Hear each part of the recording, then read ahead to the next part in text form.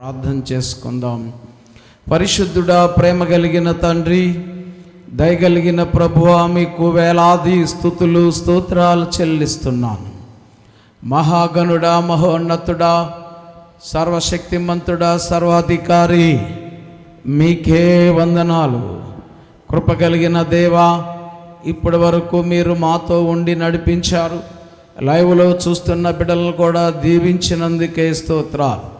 కొంచెం సేపు వాక్యాన్ని వివరిస్తూ ఉండగా నన్ను అభిషేకించి, అయ్యా, మీరు చెప్పమన్నట్లుగా చెప్పడానికి తగిన జ్ఞానాన్ని నాకు దయచేయి. నన్ను పరిశుద్ధపరచి ప్రభువా, మీ మాటలు తెలియచేస్తూ ఉండగా వాటన్నిటి ప్రకారం మేము జీవించుదుముగాక. మీరే మహిమ పొందండి.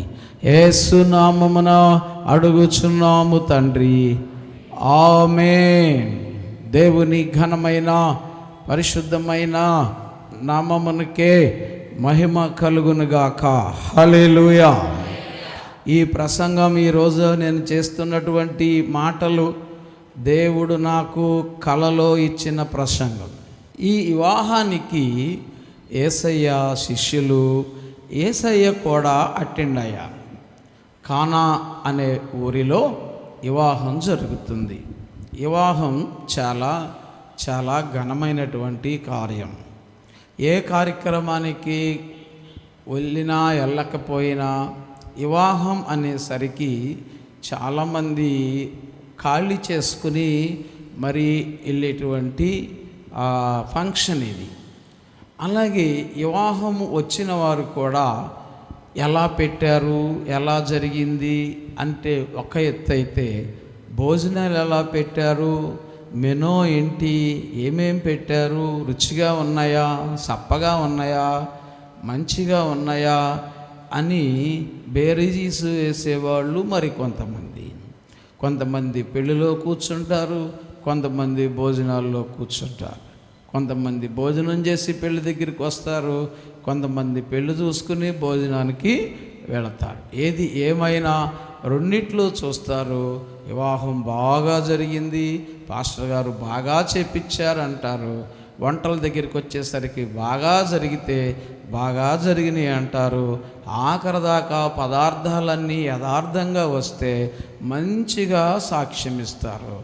ఆఖరు ఉన్న వాళ్ళకి స్వీట్ అయిపోయినా, ఉలవచారు అయిపోయినా, ఇంకేదైనా తగ్గిందనుకో, ఒక్క 10 మందికి తగ్గినా చాలు, 1000 మందికి పెట్టిన భోజనాలు కూడా ఈ 10 మందిని రచ్చ చేసి సరిగా జరగలేదు అంటారు. కనుక వివాహములో మనం ఏం పెడుతున్నామో, ఏం చేస్తున్నామో అది మన జీవితాంతం గుర్తుండిపోద్ది. మీ మీ మీ వివాహాల్లో ఏమేం పెట్టుకున్నారో, ఏం మెనూ పెట్టారో అన్నీ పెడతానని ఎగ్గొడతారు కొంతమంది మామలు. అది పెడతా ఇది పెడతానని ఎగ్గొట్టేవాళ్ళు ఉంటారు, అది గుర్తుంటుంది. తర్వాత కొంతమంది కొంచెం అని చెప్పి ఎక్కువ పెడతారు, అది గుర్తుంటుంది. కనుక ఇది చాలా ప్రాముఖ్యమైన సంగతి. ఈ విధంగా ప్రెస్టేజ్ క్వశ్చన్లో ఇక్కడ ఒక పెళ్ళి జరుగుతుంది. ఆ పెళ్ళికి యేసయ్య తన తల్లి వెళ్ళారంటే అది మామూలు పెళ్ళి కాదు. పిలిచిన వాళ్ళు కూడా చాలా ఘనమైన వాళ్ళే, యోగ్యులైన వారే. యేసయ్య ఆ వివాహానికి వెళ్ళాడు అంటే ఆ యేసయ్య మీద అభిమానం, యేసయ్యకు కూడా వాళ్ళ మీద అభిమానం ఉండబట్టే అక్కడికి వెళ్ళాడు. తన తల్లి కూడా అక్కడ ఉంది. చక్కగా ఆడావిడి జరుగుతున్న సమయంలో ప్రజలందరూ కూడా అందరూ తిన్నారు. అందరూ చక్కగా భోజనాలు ఆఖరి రౌండ్లోకి వస్తూ ఉండగా అక్కడ ద్రాక్షారసం అయిపోయిందట. ఆ పెళ్ళిళ్ళలో అప్పట్లో ఆ ఏరియాలో ద్రాక్షారసం పోయడం అలవాటు. ఆ ద్రాక్షారసం గనక పోయకపోతే ఆ పెళ్ళి ఫెయిల్ అయినట్టు, ఆ భోజనాలు ఫెయిల్ అయినట్లు లెక్క. అంత పట్టుదల ఉంటుంది, అంత ప్రెస్టేజ్ క్వశ్చన్ ఉంటుంది. ఈ పెళ్ళిలో ద్రాక్షరసం అయిపోయింది. పిలవబడిన వారి కంటే ఎక్కువ వచ్చేసారేమో. ఏర్పాటు చేసిన, అరేంజ్ చేసిన ద్రాక్షారసం అంతా అయిపోయి ఖాళీ అయిపోయినాయి బాణాలన్నీ. ఏం చేయాలో అర్థం కాని పరిస్థితుల్లో సమస్యను మరియమ్మ గారి దగ్గరికి తీసుకొచ్చారు. తెలుసా మరియమ్మ గారు అంటే ఎవరు మరియమ్మ గారు అంటే మన నరసింహారావు గారు వాళ్ళ ఆవిడ. ఎవరో యేసయ్య వాళ్ళ తల్లిగారు. ఆమె పూజనీయురాలు, యోగ్యురాలు, పరిశుద్ధురాలు. ఆమెను ఆరాధించడం కానీ, ఆమెకు పూజ చేయటం కానీ, ఆమెకు మొక్కుకుంటం కానీ చేయకూడదు. కొన్ని డాక్ట్రిన్స్ ఆ విధంగా అలా చేస్తూ క్రైస్తవ్యాన్ని పక్కదారి పట్టిస్తూ ఉన్నారు. ఈ సమయంలో తల్లిగారు యేసయ్యకి ఒక మాట చెప్తుంది. ఏమని అంటే, అయ్యా చదవండి ఏమని అడుగుతుందో ఆయన్ని. ద్రాక్షారసం అయిపోయినప్పుడు యేసు తల్లి వారికి ద్రాక్షారసము లేదని ఆయనతో చెప్పగా యేసు ఆమెతో, అమ్మా నాతో నీకేమి పని, నా సమయము ఇంకను రాలేదు. మరియమ్మ గారు చెప్తున్నారు, ద్రాక్షారసం అయిపోయిందయ్యా అని. యేసయ్య ఏమన్నా ద్రాక్షారసాన్ని తయారు చేసే మిక్సీ ఆయన దగ్గర ఉందా? స్పెషలిస్ట్ ఆయన కాదు.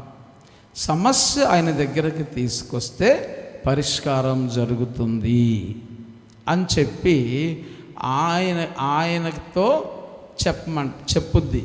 అప్పుడు అంటాడు, అమ్మా నాతో నీకేం పని, నా టైం ఇంకా రాలేదు అని సింపుల్గా తిరస్కరిస్తాడు. అంటే ఆమె మాట ప్రకారంగా చేయలేదు. ఈ రోజున చాలామంది ఏం చేస్తారంటే, ఆమెతో చెప్పుకుంటే, ఆమెతో విన్నవించుకుంటే ఆమె వచ్చి యేసయ్యకి చెప్పుద్ది. యేసయ్యకి చెప్పినప్పుడు వాళ్ళు చక్కగా చేస్తారు అని క్రియేట్ చేసి అదొక తెగలాగా, అదొక సిద్ధాంతంలాగా తీసుకొచ్చారు. ఇప్పుడు ఒకవేళ యేసయ్య మాట వింటే, ఆ తల్లి మాట విని గనక ఆ రోజు ఆ పని చేస్తే ఆ డాక్టర్నికి అందరూ ఒప్పుకోవలసిందే. కొంతమంది తెలిసి కూడా ఆమె యొక్క విగ్రహాలకు మొక్కుతూ వాళ్ళ అర్పితాలు అర్పిస్తూ ఆ డాక్టర్ని ఫాలో అయ్యేవారు చాలామంది ఉన్నారు. చాలా పవర్ఫుల్గా అది పనిచేస్తుంది ఇప్పుడు దేశంలో. ఈ కొండ చుట్టుపక్కల ఉన్నవారు ప్రభావం కూడా వాళ్ళ మీద, ఆ ప్రభావం కూడా వాళ్ళ మీద పడేటువంటి పరిస్థితులు చాలానే ఉన్నాయి. కనుక ఆ ప్రభావాన్ని నుంచి తప్పించుకోవాలంటే బహుగా ఏం చేయాలి? ప్రార్థన చేయాలి. అది విగ్రహారాధన అని తెలిసి కూడా దానిని ప్రోత్సహించేవారు చాలామంది ఉన్నారు. కారణం, ప్రజలు తేలికైన భక్తిని అంగీకరిస్తున్నారు. ఎఫ్రాయిము గురించి ఆసాపు గారు ఒక మాట చెప్పాడు, గుర్తుందా? ఎఫ్రాయిము దీవించబడటానికి, ఆశీర్వదించబడటానికి ఎన్నుకొనబడినవాడు. ఎఫ్రాయిము అంటేనే ఒక మంచి ఆశీర్వాదం కలిగినటువంటి, దీవెన కలిగిన ఉన్నతమైనటువంటి వ్యక్తి అని అర్థం. అలాంటి వాడు నలిగిపోయాడు, అలాంటి వాడు కృంగిపోయాడు, అలాంటి వాడు ఎన్నిక లేని వాడిగా అయిపోయాడు, లెక్కలేని పరిస్థితులకు వచ్చేసాడు. కారణం, అతను అన్యజనులతో ఏకీభవించి విగ్రహారాధన వైపు తిరిగాడు. ఏం జరిగింది? ఇంత దేవుడు అంత మేలు చేసిన తర్వాత, అంత కార్యం చేసిన తర్వాత అతను ఏం చేశాడంటే, దేవునికి వ్యతిరేకంగా లోకం వైపు తిరిగాడు, అన్య ఆచారాల వైపు తిరిగాడు, అన్యజనుల వైపు తిరిగాడు. అందువలన అతను మొత్తబడ్డాడు, కొట్టబడ్డాడు. ఎప్పుడుకో కానీ అనుభవించిన తర్వాత కానీ మరలా మంచి పొజిషన్ అందుకు రాలేదు. ఇశ్రాయేలు ప్రజలు కూడా బానిసత్వం నుంచి విడిపించిన తర్వాత వీళ్ళందరూ కూడా మిశ్రిత జనముతో కలిసిపోయి తీసుకొచ్చినటువంటి మోషే కొండ మీదకి వెళ్ళి దేవునితో మాట్లాడటానికి కొండ మీదకి వెళ్ళినప్పుడు కిందకు దిగేసరికి ఒక విగ్రహాన్ని తయారు చేసుకుని ఆ దూడే మమ్మల్ని ఇప్పటి వరకు నడిపించింది, ఆ దూడే మా దేవత, ఆ దూడే మా దేవుడు అని చెప్పి విగ్రహ ఆరాధన వైపు తిరిగారు. ఇంత మేలు చేసిన దేవుడు మనసు చాలా నొచ్చుకుంది. మనం కూడా కొన్నిసార్లు కొన్ని కార్యాలు జరిగేటప్పుడు అయ్యా అయ్యా అయ్యా అని సంఘముతో కలిసి ప్రార్థన చేసి ఆ కార్యము జరిగిన తర్వాత విగ్రహ ఆచారాల వైపు, అన్య ఆచారాల వైపు అన్యుల మాట విని వాళ్ళకు లోబడి మేలు చేసిన దేవుణ్ణి, మేలు చేసడానికి ప్రార్థించిన సంఘాన్ని నిర్లక్ష్యం చేసి అటువైపు తిరిగేవారు మీరో లేరా? శాపాన్ని కొని తెచ్చుకోకముందే, నష్టాన్ని చవి చూడకముందే మీలో ఎవరైనా ఉంటే దిద్దుబాటు చేసుకుందరుగాక. ఆయన చేయి విడిచిపెడితే మన బ్రతుకేమవుద్దో మనకు తెలియదని జ్ఞాపకం చేసుకోండి. దేవునితో ఆటలాడకండి. ఇక్కడ అవమానం వచ్చింది, ద్రాక్షారసం అయిపోతే ఆ కుటుంబానికి అవమానం, పెండ్లి కుమారుడికి అవమానం, పెళ్లి చేస్తున్న వారికి అవమానం. ఆ అవమానం జీవితాంతం పోయేది కాదు. కొన్ని చెడ్డ పేరు మనకు వస్తే అది చచ్చే వరకు పోదని జ్ఞాపకం చేసుకోండి. ప్రియమైన దేవుని బిడ్డలారా, చెడ్డ పేరు సంపాదించుకోవడం, అవిధేయులని పిలిపించుకోవడం, మోసగాళ్ళు అని పిలిపించుకోవడం చాలా తేలిగ్గానే ఉంటుంది. కానీ ఆ పేరు నుంచి విడిపించబడి ఒక మంచి పేరును సంపాదించుకోవాలంటే జీవితకాలం సరిపోదు. జ్ఞాపకం పెట్టుకోండి. ఆయన మీతో చెప్పింది చేయండి. నేను చెప్పింది కాదు చేసేది, మనం అనుకున్నది కాదు చేసేది. ఆయన చెప్పే వరకు ఆగండి. ఆయన ఏం చెప్తాడో అది చెయ్యండి. అప్పుడు ఆయన చెప్పాడు, పరిచారకులను పిలిచి ఆ 6 రాతి బాణల నిండా నీటిని నింపండి అని చెప్పాడు. అంతే, ఎదురు మాట్లాడడానికి వీలు లేదు. ఆ 6 రాతి బాణల నిండా నీటిని నింపండి అన్నాడు. మొత్తం ఆ రాతి బాణల నిండా క్షణాల్లో నీటితో ఫుల్ చేశారు. ఫుల్ అయిపోయినాయి. అయ్యా ఫుల్ అయిపోయినాయి అని చెప్పారు. రాతి బాణలు, ఖాళీగా ఉన్న రాతి బాణలు, ఖాళీగా ఉన్న మన బ్రతుకులకు గుర్తు. మట్టితో చేయబడిన మన బ్రతుకులు. ప్రియమైన దేవుని బిడలారా, అది రాతి బాణ అయినా అది మట్టిలో నుంచి వచ్చింది అని జ్ఞాపకం పెట్టుకోండి. దేవుడు నరులను నేల మట్టితో తయారు చేశాడు. ఆ మట్టికి జీవాన్ని పోస్తే మనం తయారయ్యాం. ఆ ఖాళీ రాతి బాణలు మన ఖాళీ హృదయాలు. ఆ ఖాళీగా ఉన్న రాతి బాణకి విలువ లేదు. ఖాళీగా ఉన్నటువంటి ఆ బాణకు లెక్క చేయరు. అవి ఒట్టిగానే ఉన్నాయి. ఎవ్వరికి ఉపయోగపడే బాణలు కాదవి. ఆ బాణల నిండా నీళ్లు నింపమన్నాడు. ఆ నీళ్లు వాక్యం, ఆ నీళ్లు హెచ్చరిక, ఆ నీళ్లు యేసయ్య. ఆదియందు వాక్యం ఉండెను, వాక్యము దేవుని యొద్ద ఉండెను, వాక్యమే దేవుడై ఉండెను. ఆ వాక్యం అనే నీరు ఆ రాతి కొండలోనికి వెళ్ళాయి. ఆ వాక్యం అనే నీరు ఆ లోపలికి వెళ్ళినప్పుడు ఆ కొండలకు విలువ వచ్చాయి. రాతి ముద్దలుగా ఉన్న, మట్టి ముద్దలుగా ఉన్న, ఖాళీగా ఉన్న మన హృదయంలోనికి యేసయ్య వచ్చిన తరువాత ఎందుకు పనికిరాని మనము, ఎందుకు విలువలేని మన బ్రతుకులకు ఒక విలువిచ్చాడు దేవుడు. లోకంలో ఎంతోమంది కొట్టుమిట్టాడుతున్నారు. వాళ్ళు ఏ తప్పు చేసినా, ఏ బురదలో పందుల్లాగా పొల్లాడినా నువ్వు తప్పు చేస్తున్నావు అని చెప్పి వాళ్ళని అడగరు.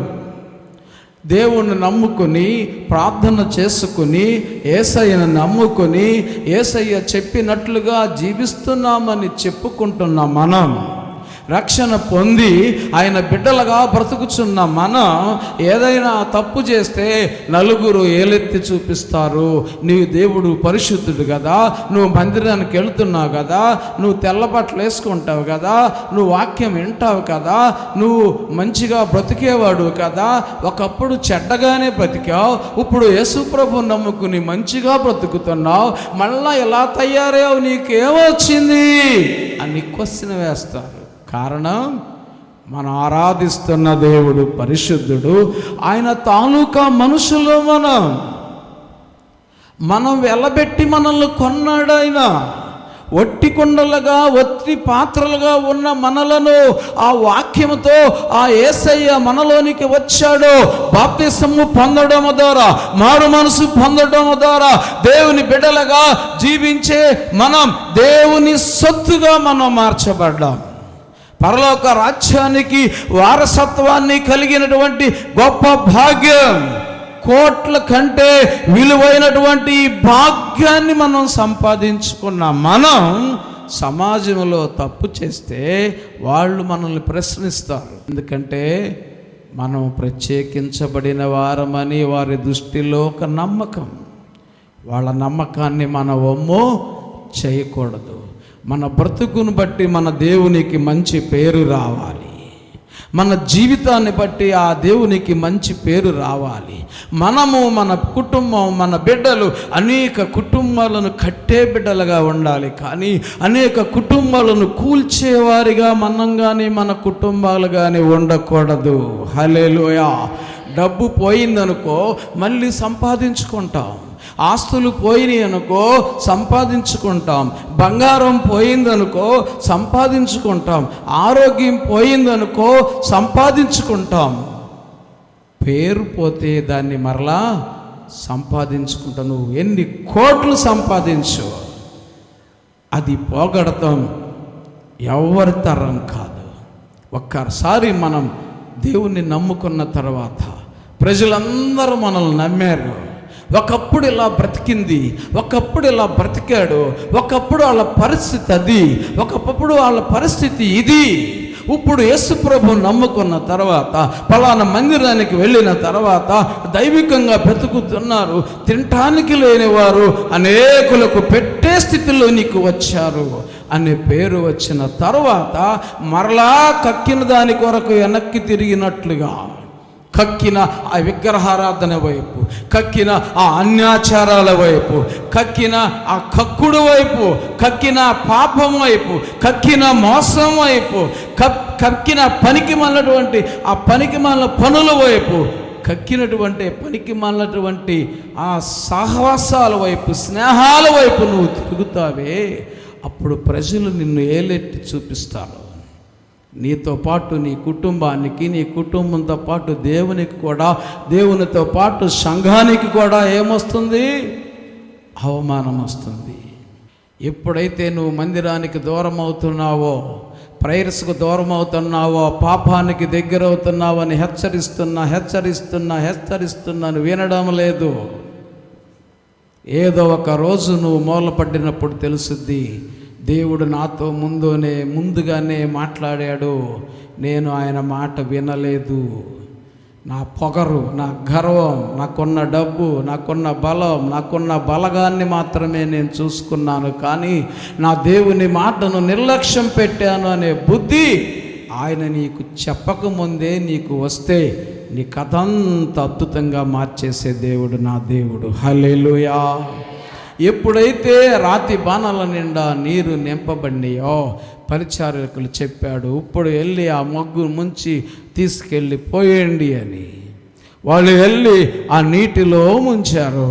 తీసుకెళ్ళి అక్కడికి పోస్తే మధురమైన ద్రాక్షారసం, మారాలాంటి నా జీవితాన్ని మధురముగా మార్చి మారలాంటి నా జీవితాన్ని మధురముగా మార్చి పరచినావు. నా శక్తి చేత కాదు, నీ ఆత్మ ద్వారానే. నా శక్తి చేత కాదు, నీ ఆత్మ ద్వారానే వారసుని చేశావు. వాగ్దానము నెరవేర్చి వారసుని చేశావు. యేసయ్యా యేసయ్యా నా యేసయ్యా, యేసయ్యా యేసయ్యా నా యేసయ్యా. హల్లెలూయా హల్లెలూయా. చేదైనటువంటి మన జీవితం, ఉట్టి కుండలుగా ఖాళీ పాత్రలుగా ఉన్న మన బ్రతుకులు మధురమైన ద్రాక్షారసంతో దేవుడు నింపాడు. ఇప్పుడు ఆ ఒట్టి కుండలకు ఏమొచ్చింది? విలువ వచ్చింది. ఆ ఒట్టి కుండలు కాదు ఇప్పుడు అవి, మధురమైన ద్రాక్షారసముతో నింపబడిన కుండలవి. వాటికి సెక్యూరిటీ పెరిగిపోద్ది, వాటికి ప్రత్యేకత పెరిగిపోద్ది. అలా ఉండాలి మన బ్రతుకు, అలా ఉండాలి మన జీవితం. అనేకులకు మాధుర్యాన్ని పంచేటట్లుగా మన బ్రతుకును దేవుడు తయారు చేస్తే, నువ్వేమో ఇంకా దానిలో కాకరకాయ రసం కలిపి, కీకరకాయ రసం కలిపి చెడుగును నువ్వు ఒకవేళ పంచుతున్నావేమో. ఆ స్థితిలో ఉంటే గొప్ప మార్పు దేవుడు దయచేయనుగాక. ఎప్పుడైతే తీసుకెళ్ళి అక్కడ పోసారో అద్భుతంగా ఉంది. అబ్బా ఎంత బాగుంది. అక్కడ ఉన్నటువంటి ఇన్ఛార్జ్ అంటున్నాడు, ప్రధానమైనటువంటి వాడు ఇన్ఛార్జ్ అంటాడు భోజనాల్లో. వాడు రుచి చూచినట్లు అన్నాడు. ఏం అద్భుతంగా ఉంది, ఎవరు చేశారు ఇది? చాలా విందుల్లో నేను చూశాను. మొదట మంచిగాది పోస్తారు, ఆ తర్వాత పలసంద పోస్తారు, పనికిమాలింది పోస్తారు. అసలు ఇక్కడ ఇప్పుడు వరకు చివరి వరకు కూడా ఎంత మధురమైనటువంటి ద్రాక్షారసం నేను ఎక్కడా చూడలేదు అని చెప్పి అక్కడ ప్రశ్న వేస్తున్నాడు. పెండ్లి కుమార్ని అడుగుతున్నాడు. అక్కడ జరిగింది ఏంటంటే, ఆయన చెప్పింది చేశాడు. నీ పరిస్థితి ఆయన చెప్పింది చెయ్యి. ఆయన ఎలా బ్రతకమంటే అలా బ్రతుకు. ఆయన ఏం చేయమంటే అది చెయ్యి. ఆయన అవినీతిగా బతకొద్దు అని చెప్తాడు. ఆయన నీతిగా బ్రతుకు, యథార్థంగా బ్రతుకు, చెడుకు దూరంగా ఉండు, చెడ్డ స్నేహాలకి దూరంగా ఉండు, పాపానికి దూరంగా ఉండు, అన్యులకు దూరంగా ఉండు, లోకానికి దూరంగా ఉండు, నాకు దగ్గరగా ఉండు. అది ఆయన చెప్పింది. చేస్తున్నావా? అటు ఇటు ఉంటున్నావా? అటు ఇటు ఉంటున్నావా? ఎచ్చగా అయినా ఉండు, చల్లగా అయినా ఉండు. నిలువెచ్చగా ఉన్నావా? నిన్నేం చేస్తాడు? ఉమ్మి వేస్తాడు. నీ బ్రతుకు వాల్యూ ఉండదు. బ్రతుకుతావు అంతే, జీవోత్సవంలాగా బ్రతుకుతావు, ఉంటావు అంతే. ఎందుకు పనికిరా? అలాంటి బ్రతుకు భూమికి భారమే కానీ దేవునికి మహిమ కాదు, కన్న తల్లిదండ్రులకి మహిమ కాదు, ఉన్న సంఘానికి మహిమ కాదు, సమాజానికి పనికిరావు. ఇంకెందుకు? ఉప్పు నిస్సారమైతే అది దేని వలన సారం? మాట వినడం నేర్చుకోండి.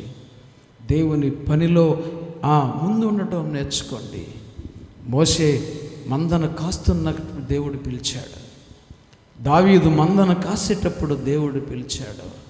ఇంకా చాలామందిని యేసుప్రభు శిష్యులు వారి వ్యాపకాల్లో చేపలు పట్టేవారు, చాలామంది పనిలో ఉండగా దేవుడు పిలిచాడు.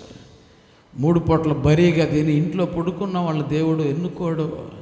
ఆయన పరిచర్లో ఇన్వాల్వ్ అవ్వాలి. మాట అవునంటే అవును, కాదంటే కాను. బాగుపడాలని తీర్మానం చేసుకోండి. ఆ నీరు ద్రాక్షరసంగా మార్చటం వలన ఆ కొండలకు విలువ వచ్చింది, ఆ కుటుంబానికి విలువ వచ్చింది, ఆ పెళ్ళికే గొప్ప ఘనత వచ్చింది.